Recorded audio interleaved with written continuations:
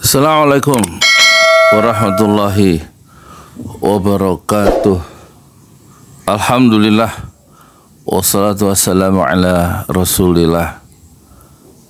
Sayyidi Pramuko, tukang bubur ayam dari Parung, YouTuber tertua di semesta. Kenapa berbondong-bondong sekarang masyarakat minta Jokowi diadili? Karena dia tidak adil, makanya diadili. Semarang, saya nggak tahu di Semarang ada nggak, Medan pusat pemerintahan dari Bobi Nasution, menantu Jokowi. Jakarta pusat ketidakadilan. Solo tempat orang yang tidak berbuat adil selama 10 tahun memerintah. Jogja pusat kesadaran dan kota perjuangan untuk mengusir ketidakadilan dari penjajah Jepang dan Belanda. Dan juga Surabaya, Malang. Kalau menurut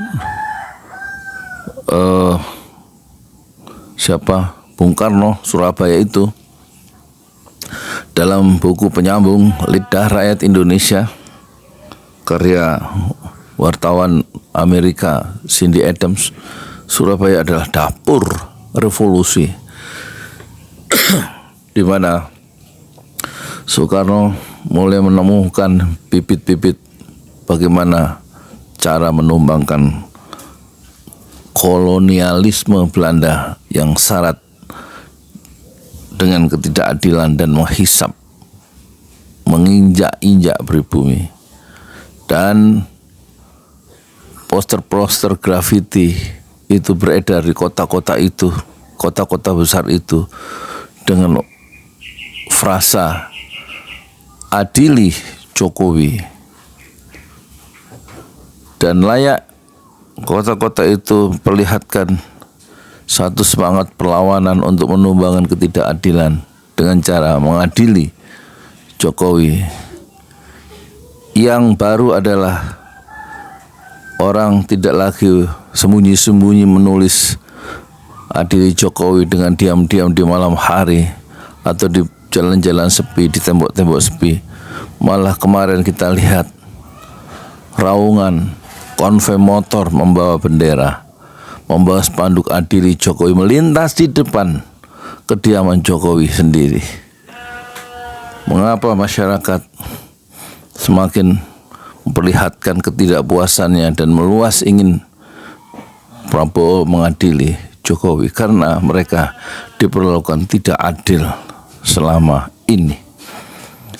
Dan ketidakadilan yang sempurna itu ada dalam sosok wakil presiden Gibran Rakabuming Raka yang muncul karena kejahatan konstitusi Mahkamah Konstitusi nomor 90 tanggal 16 Oktober hari Senin 2023, di mana rekayasa atau penambahan klausul yang dilakukan oleh Anwar Usman. Anwar Usman adalah adik ipar Jokowi karena dia istri dari Ida Hidayati.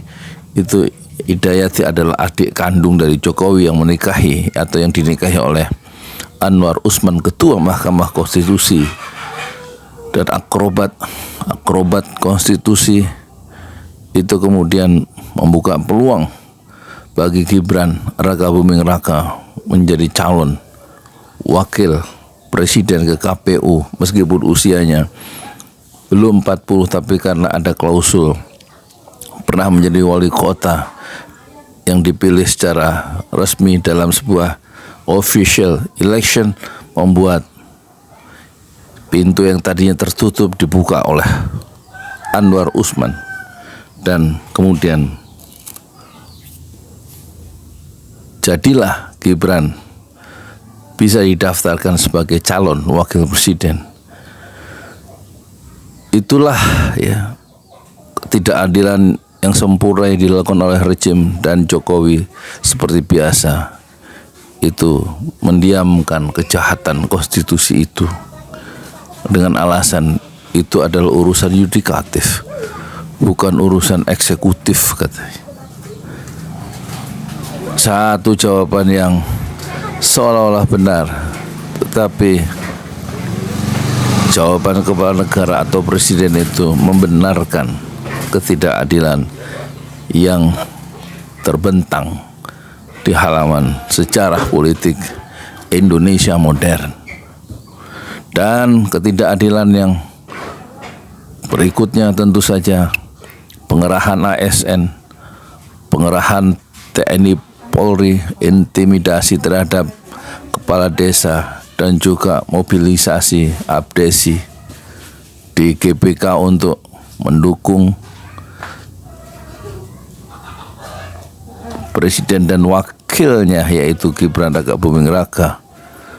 Kemudian dengan beroperasinya bansos yang dimanipulasi seolah-olah bantuan presiden, padahal itu adalah dari APBN. Semua itu meratakan jalan bagi ketidakadilan itu tegak dan melahirkan kejahatan konstitusi yang dimulai dengan Mahkamah Konstitusi nomor 90 tahun 2023 dan kemudian diberikan kaki oleh penguasa dengan semua infrastruktur yang dikerahkan, termasuk dari Partai Coklat itu, membuat ketidakadilan itu sempurna mewujud dalam diri Gibran sebagai wakil presiden yang kemudian terpilih.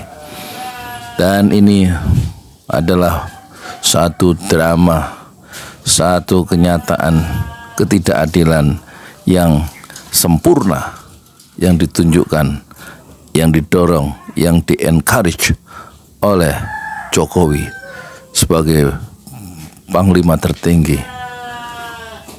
angkatan bersenjata. Tetapi presiden itu sekarang sudah purna bakti sejak 20 Oktober 2024. Hilanglah kekuasaan itu dan kemudian rakyat menagih dan meminta bahwa ketidakadilan yang diperlihatkan itu haruslah dipertanggungjawabkan di depan hukum, dan berlomba-lomba orang kemudian menciptakan satu peluang-peluang keberanian yang baru, membuat grafiti dan juga membuat iring-iringan motor, dan mungkin konvoi motor itu akan dijadikan satu model untuk semakin memperteguh kepada pemerintahan baru agar Prabowo membuka ruang-ruang pengadilan yang fair bagi Jokowi untuk diadili, semua semata-mata untuk memberikan rasa keadilan, di mana ketidakadilan itu sudah beroperasi sejak lama ketika Jokowi betul-betul dengan penuh keberanian mengatakan kebohongan. Sudah ada 6.000 orang yang pesan mobil SMK, dan jika kita ingin pesan lagi maka harus inden menunggu sampai 3 tahun mobil SMK yang sudah dipesan oleh 6.000 pembeli. Itulah kebohongan dan juga ketidakadilan yang sejak awal diperlihatkan oleh Jokowi, dan sekarang Prabowo oleh masyarakat, oleh civil society, oleh segala lapisan pejuang demokrasi dan hak-hak asasi manusia untuk memberikan kaki terhadap satu paradigmanya, yang paradigma pembangunan yang berbeda dengan Jokowi. Dan salah satu bukti perbedaan pemerintahan Jokowi yang kontras dengan pemerintahan Prabowo yang kontras dengan Jokowi adalah ketika ruang-ruang pengadilan itu dibuka untuk mengadili Jokowi. Dan tampaknya selama Prabowo masih maju mundur untuk mengadili Jokowi dengan segala kejahatan yang dilakukannya, maka grafiti itu kita khawatir akan meluas ke seluruh kota, dan iringan motor itu mungkin menjadi satu pola yang sangat murah dan sangat efektif karena unsur demonstratifnya itu untuk menggedor pintu pengadilan agar pintu itu terbuka. Dan setelah pintu itu terbuka, ada spanduk yang besar di belakang meja hakim pengadilan. Spanduk itu bertuliskan tulisan yang besar dengan 2 kata, adili Jokowi. Saya Yudi Pramuko, tukang bubur ayam dari Parung, YouTuber tertua di semesta. Fasbir sabran jamila, bersabarlah dengan kesabaran yang indah. Assalamualaikum warahmatullahi wabarakatuh. Cok serius, aku latihan ngomong kok. Bismillahirrahmanirrahim. Ini jus alpukat pakai es,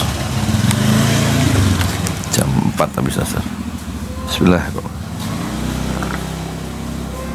Alhamdulillah.